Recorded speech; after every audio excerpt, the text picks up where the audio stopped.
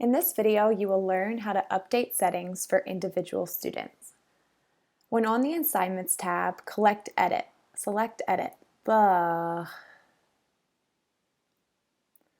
In this video, you will learn how to adjust settings at an individual student level. Select Edit beside the assignment. Scroll to the bottom of the page under Advanced Settings. Here, you can select your section name under Configure per Student.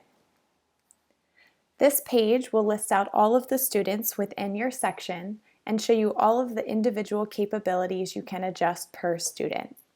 You can adjust due dates, copy and paste settings, and allow and unallow blocks for students.